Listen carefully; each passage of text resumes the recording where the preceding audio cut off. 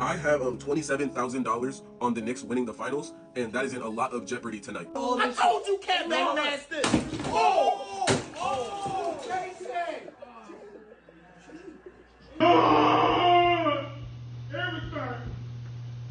Everything! Everything! Sports betting has exploded in recent years among young Americans. Social media is flooded with massive wins and promises of easy money. But behind those success stories is a much different reality. And in today's video, we're going to be taking a look at how sports betting became so popular, why so many people are getting hooked, and just how bad this has become in 2026. As always, if you like this kind of content, be sure to like, comment, and subscribe. I post new videos like this every week. And with that out of the way, let's jump right into it. I am putting $33,000, which is every single dime that I have saved, on the Seattle Seahawks winning the Super Bowl. And before you even try to talk me out of it, I've already made the slip, bro. Been profusely sweating since last night when I put the slip in. But let me explain to y'all why I did it, because it kind of makes sense and I can't go back now, bro. I don't care what he tries to use as a justification. There is absolutely no reason to put your life savings on any sporting event that you have no influence over. Even if you did have influence at all over this game, putting your entire life savings on it is completely reckless. There's no other way that you can justify it to me in my mind. And this is coming from someone that used to sports bet. That is completely reckless. And honestly, it's kind of immature, if I'm being honest. But let's continue watching. All started with the fact that I've been a lifelong Seahawks fan since I was like 6 years old, 7 years old, bro. A lot of y'all know I've been through all the bad, I've been through all the good, I've been through Geno Smith. I genuinely used to pray for times like this, and I wished for it. Most people don't have $33,000 to their name at all. Like, especially in 2026, most people don't even have $1,000 for an emergency fund saved up. I don't care how long you've been a fan for, it's reckless. And you can tell how reckless it is by the profuse sweat dripping down his face. Now, due to unforeseen circumstances, I will not be able to go to that bitch, but I can feel like I'm at that game, you feel me? I looked in my account, the specific account where I put all my savings, all the money that I made on social media, I don't touch it. I look at it, I see this number, right? Which is pretty good. I'm chilling, I'm happy. How can I feel like I'm there? How can I feel like I'm a part of the team, padding up, gang, like I'm on the field? So then I just decided to go and look at the odds on Kalshi, you feel me? And I saw this overwhelming favorites, bro. Hold on. Seahawks look like they're finna run off with it. And on top of that, I've been watching all the games, and like, I deeply believe that we're going to beat the Pats, bro. There's no way There's no amount of film that you can watch as a fan that'll tell you definitively what the outcome of a specific game is going to be. And this is a mindset that a lot of bettors get into. They think the more research that they do, the more foolproof their plan is, and the more foolproof their parlays are. And I can tell you from personal experience, that's not true at all in the slightest. But then when you pair it with the information that in the last 6 years, every single Super Bowl has been like 1.5 point favorites. The only one that was as large as this was Rams Bengals, and the Rams spanked them, bro. They beat them. So history backs me up, I back me up, even the eye test backs me up, gang. Trying to use past games as an example is flawed in itself because it's not even the same teams. It's kind of crazy to use that kind of logic, but you see a lot of this justification with gamblers or sports bettors, just people that have an addiction. They use all types of crazy justification. It makes complete sense to them in their brain, but makes absolutely no sense to anybody else. I've been watching film for the past few days. Like, I'm a coach, gang. Looking at every single Pats game, looking at every single Seattle game, and I genuinely think we can win. The amount of sports bettors that I know that say the same thing, just for it to not hit and them to lose all the money that they spent and all that time that they spent researching it, myself and with other people that I know, friends or acquaintances alike, it's crazy. We have to win, because if I lose this money, I'm broke. I'm counting on the Seahawks game. I will be watching that game twin. But the craziest thing about this video isn't that he lost. No. He won this bet. It's been about an entire week since one of the biggest social media moments of my entire life, where I put $33,000 on the Seahawks winning the Super Bowl. I got an influx of followers, an influx of money, made like $49,000 off the placement itself. I also made a good amount of money through some brand deals after that. When you gain that much in a short time, it is terrible for your mindset mentally. Never in my life have I seen that amount of zeros in my bank account at one time, ever. When I first made the money, my first instinct was, I'm going to put all this money on something new, right? I'm going to put it on black. I'm going to put it on a new game. I'm going to go and gamble it somewhere else. And there's where the problem lies. A lot of gambling addicts will tell you that the worst thing that can happen to you as a gambler isn't that you lose. It's that you win. They say the worst thing someone with a gambling addiction or that's prone to that can do is win. And that's what happened to me from the beginning. I won. So my mind automatically switched the dopamine hit with that. And my mind already was like, this is a way I could live. Feeling like you need that, or, feeling like you have to do it, or you think compulsively thinking about it. Because the dopamine rush that you get from winning, the excitement that you get, you think that you can just keep going, that you're just going to keep riding the high and you'll never lose. And that's a mentality that a lot of gambling addicts have succumbed to. Had he lost that bet, yes, he would have lost $33,000, but he probably would never do something so reckless like that ever again. Probably. There is always the possibility that he didn't learn from his lesson and he would have to learn that lesson again. But losing that amount of money probably would have taught him a greater lesson than winning it. And unfortunately, winning is one of the worst things that can happen to you as a gambler. What I felt like would like keep the people here who came here from the like Seahawks thing, you know? That's greed, my nigga. That is greed, and it's trying to weasel its way into your mind by telling you it's assisting something that you already have. You feel me? Like, my greed disguised itself as business, and I was like, I have to gamble more. I have to take these offers that are bigger numbers than I could even think about in my life and go ahead and become some gambling streamer who does this every single day. And I was gonna do that for like a solid day and a half, 2 days. I'm gonna take all the rest of my winnings and put it on like black or something. You guys let me know in the comments. But a lot of people showed true concern for me, like true concern for me going down that path, and they really didn't want to see me do that. Because they've probably either gone down that path themselves, or they know someone that's gone down their path and they know how crippling it is. And it's really sad to see somebody go through that. The story is all too common of somebody that bets their entire life savings and keeps going. They'll take out loans, they steal from people, they do whatever they can to get more money because they think that they're one play away from winning. That's a dangerous mentality to be in. Which caused me to deeply start to reflect on myself and think about the impact, you know, like, but I feel like when it comes to specifically things like gambling, you're kind of getting people to do something that's ultimately going to ruin their life. I don't think that's good. I don't think that's a good thing, bro. So I had to get grounded. I had to think what I want. What's Della gonna do with the money? I'm gonna do something pretty boring. I'm gonna invest it into myself and my content. I bought like a $300 AI tripod. I bought some more camera equipment so I could start doing better YouTube videos and streaming and stuff. And I'm also going to give away a lot of it. Like, I gave away like $6,000 already because I'm 21 and I don't need the insane amount of money I have right now outside of the winnings.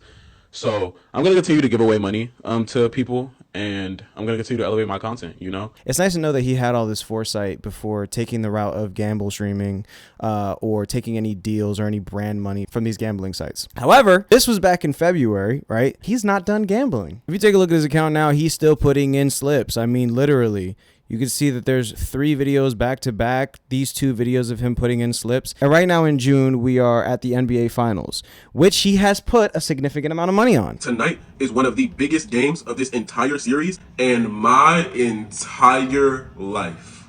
I have $27,000 on the Knicks winning the finals, and that is in a lot of jeopardy tonight. Now, if the Knicks win tonight, it is 3-1, which 9 times out of 10, that's not something you can come back from. The Knicks are going to win the championship. So he's back at it. I mean, he put another $27,000 again on a team that he has absolutely no stake on a game that he can't influence. This is only 4 short months later. Did he actually learn, or this is having me feeling like he's developing an addiction? $27,000 is not a small amount of money. Yes, it is smaller than the initial bet that he made, but it's still $27,000. It's still life-changing money for some people. And to put that on a game that you have absolutely no influence on, it just kind of screams gambling addiction. But again, because he won so big in February and got all of this clout, all of this success, all this money from taking that risk, in his mind, why not take that risk again? And the craziest thing is he's actually on the path to winning again, because the Knicks won again last night. They are now 3-1 in the series. If you know anything about basketball, when you go up 3-1 in the finals, basically over. I mean, there is a possibility that the team comes back from a 3-1 deficit. It rarely happens. They need one more win in order for him to cash this bet. And if he cashes that bet, it's only reaffirming in his brain that he's doing the right thing. We won! What they gonna say now? What they gonna say now? I told y'all, Knicks in 5. Knicks in how many? 5. Everybody said, you're tripping. The Spurs are gonna sweep. The Spurs won 1 game. 1. But you know who rode with me? You know who rode the whole way? New York, the city of New York, y'all deserved it. I have never felt a more euphoric feeling in my entire life, bro.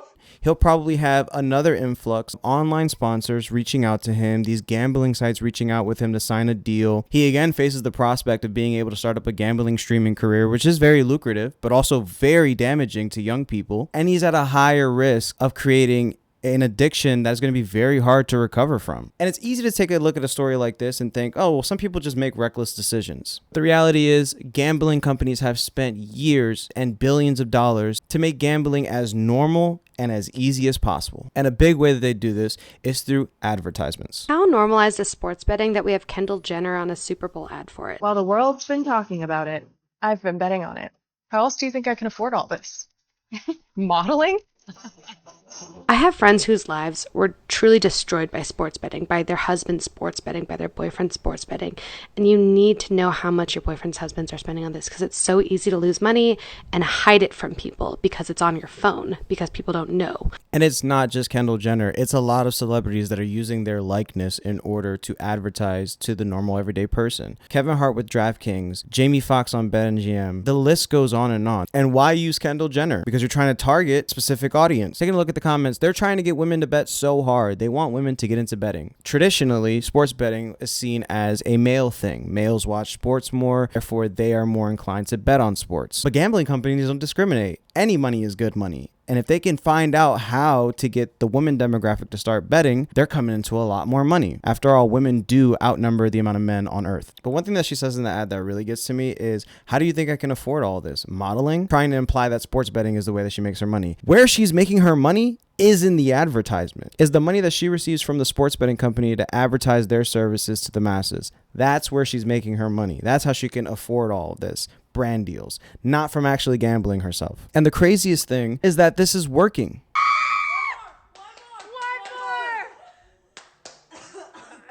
Come on, damn it! Come on.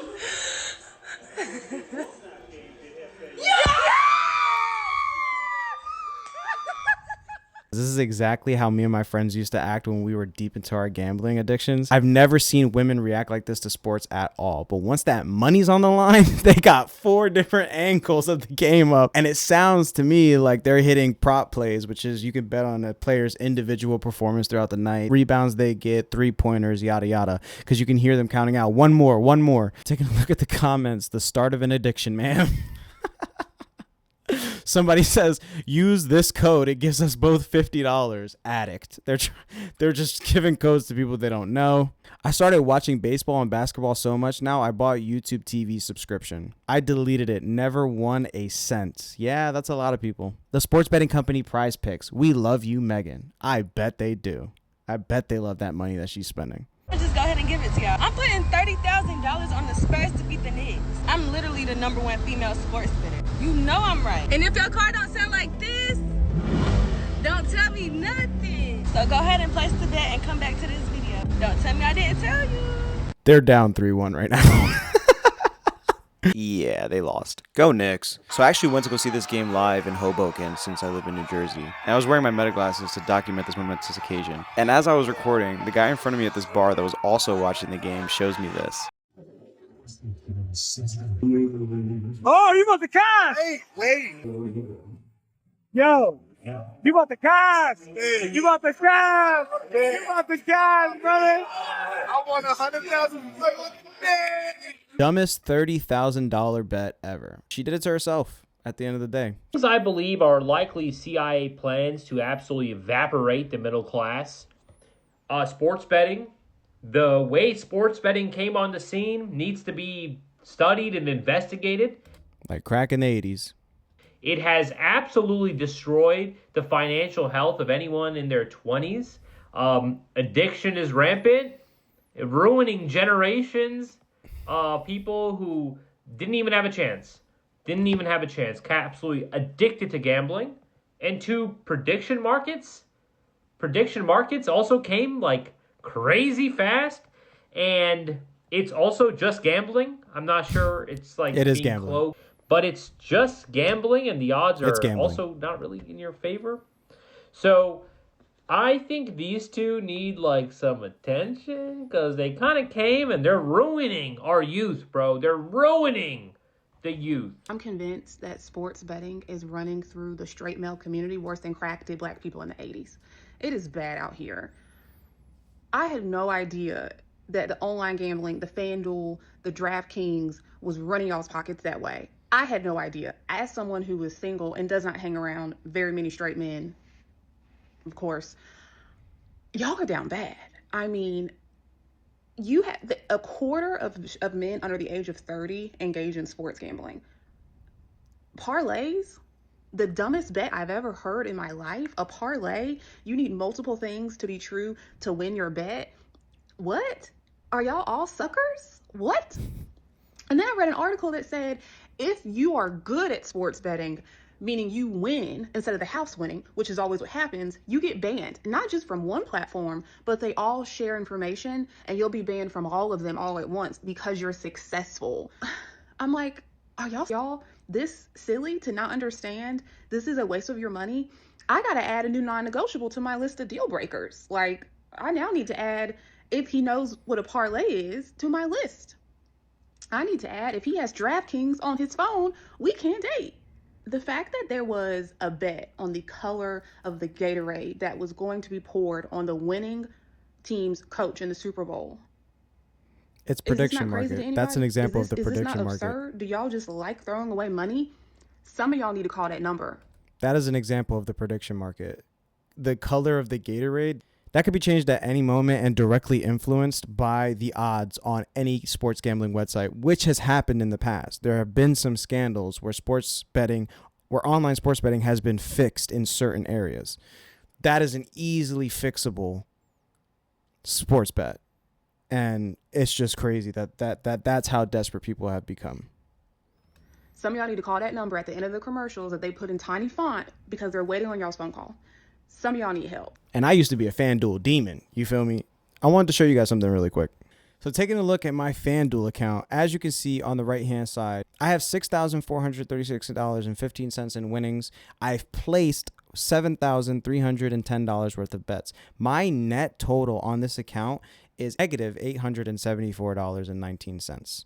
I've only ever lost. As you can see, I've won almost as much as I've lost, but the net is just loss. This is almost $14,000 worth of bets in total in my account history, which I think is still egregious, don't get me wrong, but it could have been a lot worse than this, and I just stopped. I stopped placing bets. It only lets me go back 2 years, and as you can see, I have not placed a single bet in 2 years, and I'm really proud of that, because it used to get to the point where when a parlay didn't hit for me, I would become irate. I would start throwing things, yelling, screaming, kicking, acting like a toddler.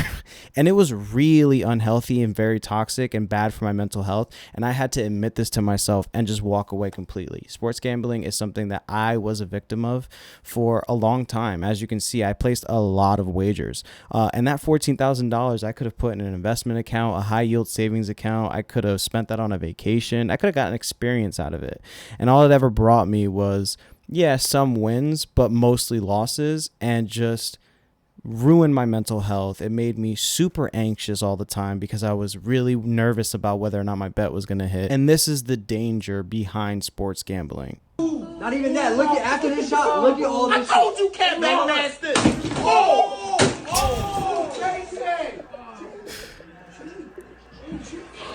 And you sit right here laughing. Shit not funny right now. It's not a joke.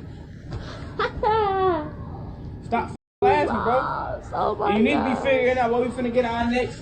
Our rent money at. Our rent money from. I know where I could get some money from. You need to be trying to figure this shit out too while you laughing. He spent his rent money on a bet that he lost. Irresponsible. Cause I'm not the only one this shit fall on. It don't follow me. It don't follow me. It falls on you. No, selfish. That shit rigged. How? Ain't You no not way my Pat damn Mahomes ain't parent. never played like that before. Day in his life. Stop playing with me, bro. You shouldn't have bet on the game. You stay one alive. You stay one alive till you find out. That's And your I bet it's your fault. money too. I bet it's your money too. You don't even have I bet access it's to your my money bet too. money. You stay one alive and shit, bro. You say That weird, shit rigged. delusional That shit. shit rigged, bro. You see what This is real time what losing a sports bet will have you feeling like. It'll make you feel terrible, and it'll just bring down the people around you. And You heard it from him himself. He's taking her money to bet, putting their rent money on the line, the money that they need to pay for the place that they stay at, and he's putting it on something as frivolous as a bet. Insane work. Bro, like my feelings ain't involved in this shit. Like my feelings ain't involved in this shit. You don't care about my feelings. So I do. Yeah, he cares so much about her feelings that he bet all the rent money and didn't care if they were going to be homeless if he lost. That's how much he cares. And a bad situation can go worse from there, because you antagonize somebody that's already down and feeling bad like that. They feel like they got nothing else to lose. They start to get physical, and that's very dangerous. It's very dangerous mentality to be around. Take a look at the comments. My ex did this too. Gave him money that I really didn't have and lost it all on a bet. Next thing I knew, I broke up with him. I no longer could stand him after that. Another person, yep, mine gambled away our bill money and expected me to save us. Unbelievable. This is what you want to see. A young team growing up. You see stories like this where people place a $2,500 wager, which is crazy, and win almost $2 million, $1.7 million on one bet. You think, oh, that could be me. But the reality is this is very, very lucky, and most people don't win this big. And if this guy has won this big, he probably has taken many losses as well. This is probably not the only bet that he's ever placed. He has probably thousands of bets on his bet slip, and he got really lucky with this one. Not to say that this isn't a crazy win. Obviously, this is a fantastic win, but this is still dangerous. People see this online and they think, that could be me. That's easy money. He didn't have to make a single layup, not a single three-pointer. He didn't have to attend a single practice, nothing. Reason for the rise in things like sports betting and like influencer culture and all these other aspects of like people trying to get a quick step into the next financial bracket, it's because the economy's failing. Like, it's because people have lost total hope in the ability to slowly rise through the ranks of a corporate job or whatever it might be, with an understanding that you will eventually be able to take care of a family. So people are doing things like gambling or trying to be an influencer or whatever it might be, so that they can potentially have some kind of an economic future beyond forever trying to make it work, like forever living paycheck to paycheck. I want to hear just how insane sports betting has gotten in this country. There was about $5 billion worth of wagers placed in 2017. $5 billion. There was $166 billion worth of wagers placed last year. That's insane. Egregious. That's an over 3,000% increase in 9 years. And that's just the legal wagers. That's not even accounting for illegal bets that were placed. This situation with Brendan Sorsby should be a wake-up call as to just how bad this has become. This is a literal epidemic in this country. There's no other way to explain it other than this is a crazy dystopian future that we're living in. Everybody's putting their faith in the prediction market and in sports and in gambling. Taking a look at the comments, the gambling ads, AI ads, and GLP-1 ads have gotten out of hand. That was literally all the ads for the Super Bowl this year. AI, gambling, or Ozempic. It was literally GLP-1s. It was literally all the ads this year. Is this all the economy is propped up on now? Is these three things? It's crazy. How are we supposed to make a living? How are young people supposed to feel optimistic about the future if this is what's being advertised to them? Tobacco companies aren't even allowed to advertise on TV, but there's no restrictions whatsoever on gambling. You can't watch a sporting event without seeing some kind of gambling ad, being told about the odds, or getting some kind of promotion for a free pick or free bet or risk-free bet, or get a $10 here if you bet 50 here. It's insane, and it doesn't stop. It's everywhere. All right, this is the last video that I have for you guys today, and this one is the reality of an unchecked gambling addiction and where most people are headed if they can't get ahead of this. No! No! No! No! Everything! Everything! Everything! How's a grown man on the floor crashing out about losing everything. And that is so sad to see. But this is the reality of where these gambling addictions eventually lead. And something really needs to be done so that Gen Z and millennials don't fall into the same trap. And that's all I've got for today's video. Thank you guys so much for watching. Let me know in the comments down below if you yourself have experienced a problem with gambling, or if you know someone that has. Share this video with someone that you think might enjoy it. Again, thank you guys so much for watching, and I'll catch you guys in the next one. Peace.